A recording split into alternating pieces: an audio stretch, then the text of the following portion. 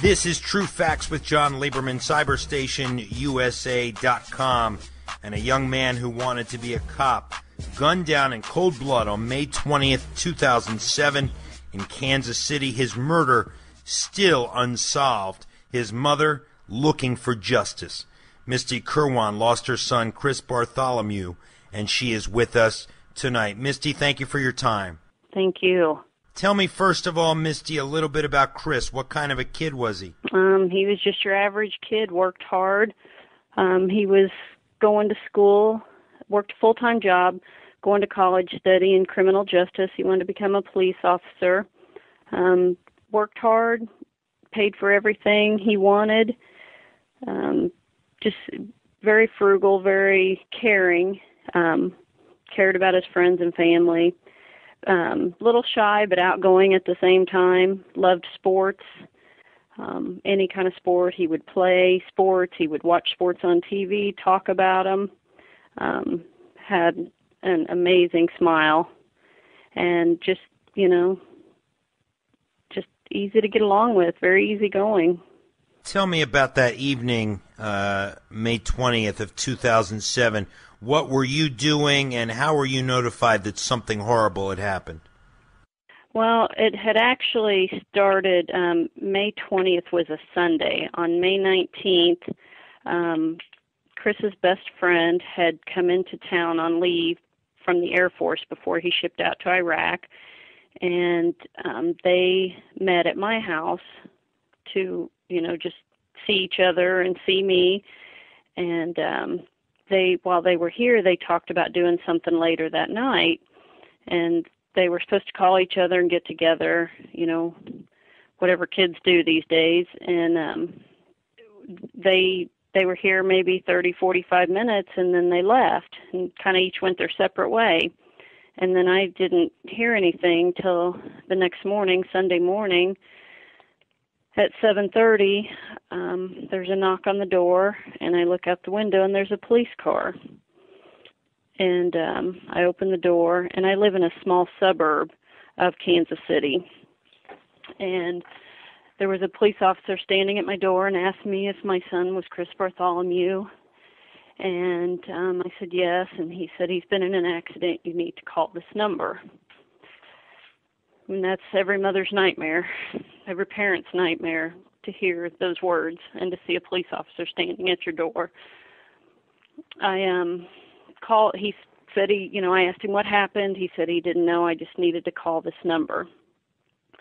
Well, the number he gave me was a recording to a job hotline of a local hospital. So I didn't even reach a person. I called every hospital in the Kansas City area, couldn't find him anywhere, and so I called the police station, and about 10 minutes later they called me back and told me where my son was. What did they say? They just told me what hospital he was in, and I think they gave me a number, but I couldn't really tell you. But all in all, it took me 45 minutes to find out where my son was, but I still didn't know what had happened to him. So, actually, I think they told me what hospital, and I just drove there. I don't even think I called. Drove to the hospital, and I was met by a security guard who, for some reason, knew who we were and why we were there.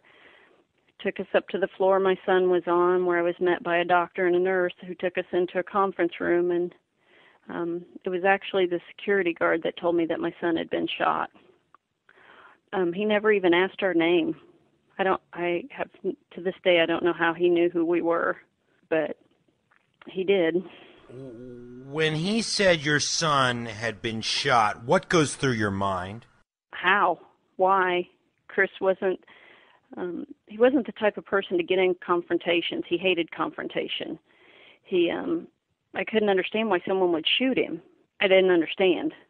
It made no sense. It couldn't have happened. It couldn't have happened to him. There's no way.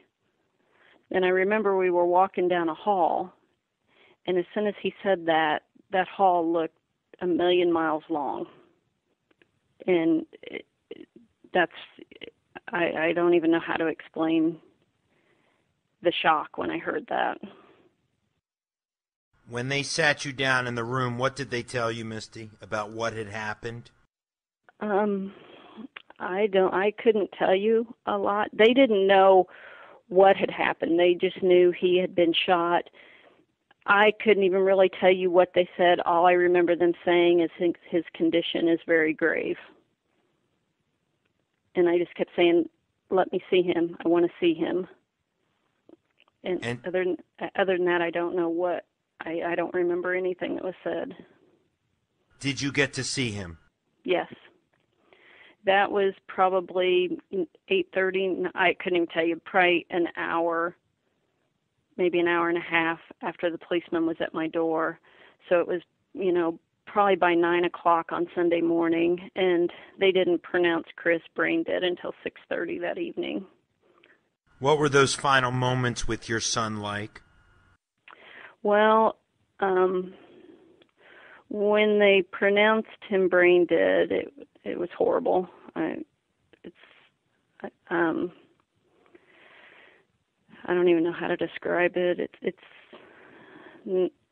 nothing you could ever explain. Nothing. I wish no one ever had to feel that. But we donated Chris's organs, so I got to spend another about 26, 27 hours with my son. And at what point did police relay to you what had happened? They didn't.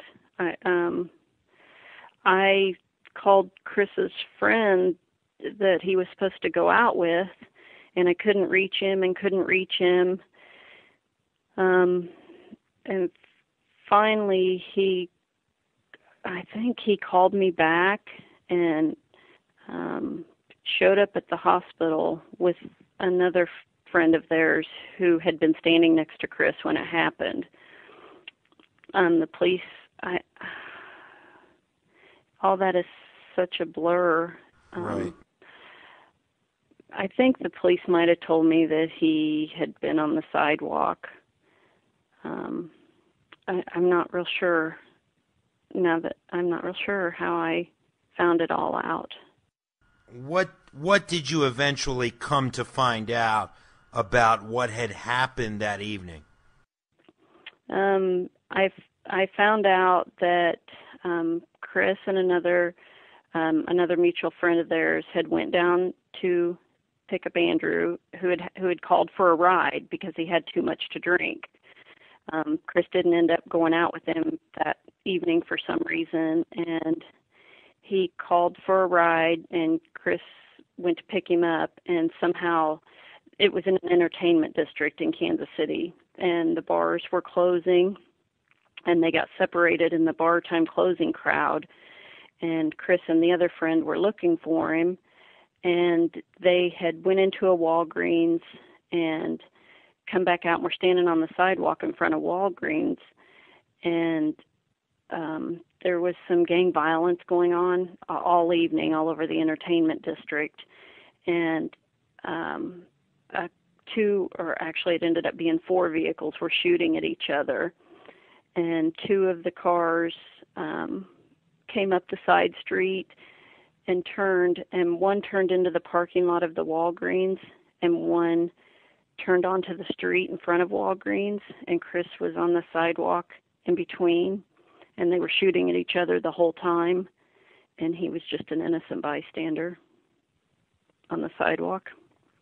I mean, to be the victim of a murder, is horrible enough.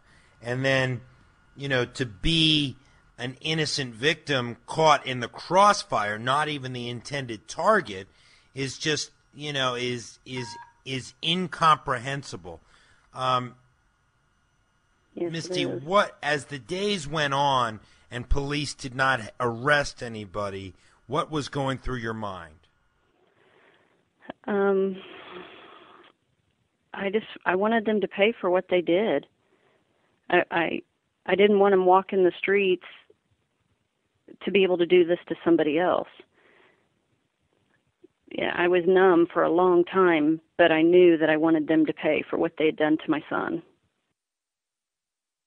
As police started investigating and following leads and hitting dead ends, what were you going through emotionally in terms of, how were you able to remain hopeful and yet also realistic as the days turned into weeks and months? I'm still hopeful. It'll be 4 years on the 20th, and I'm still hopeful that they will catch. I know they'll catch him. I just know they will. Optimistic it was very hard to stay optimistic because, like you said, as the time goes by and they're still out there, who knows what could happen. The more time went on, I got involved with Parents of Murdered Children, which is a support group.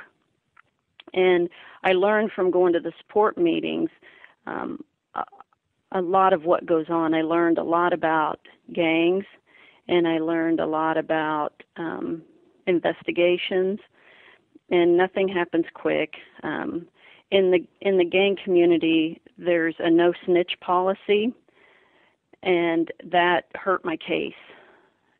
That's our main problem. Yeah, absolutely. That whole stop snitching phenomenon, which I hate that word phenomenon because, this stop snitching crap, really, where you get penalized if you help law enforcement help victims and their families like yourself, is completely this street credo is ridiculous, and I know that it's hurt families like yours, and it's ridiculous. Well, I think it's kept a lot of murders from being solved, and I don't understand the mentality. People that know something not talking, they could be next.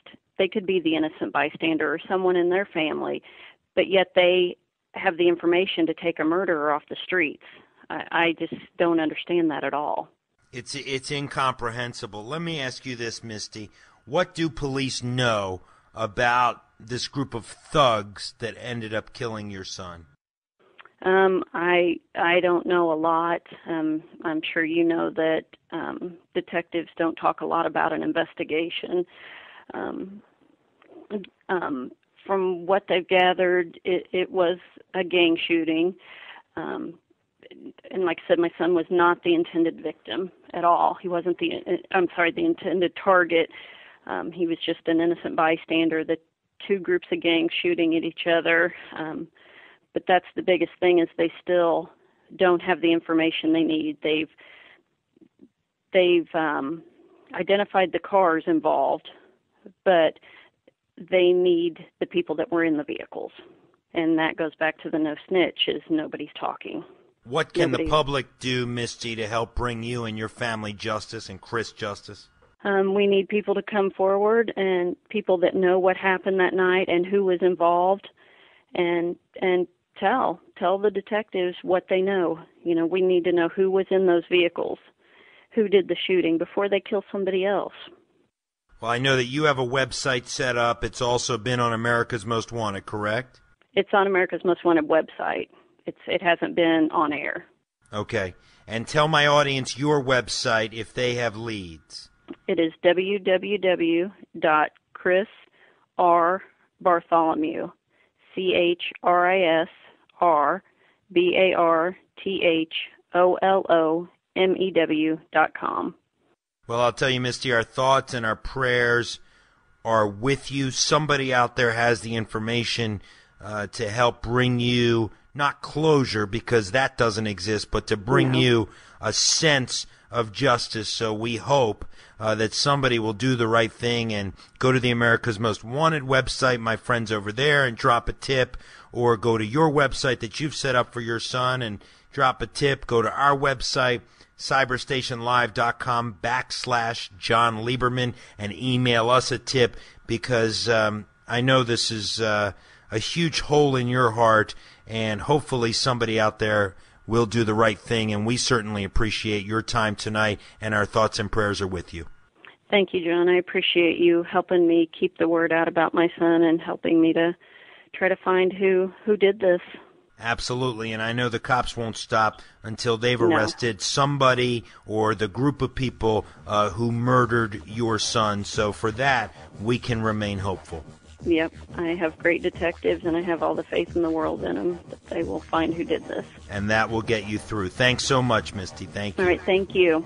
This is True Facts with Jon Leiberman, Cyberstation USA.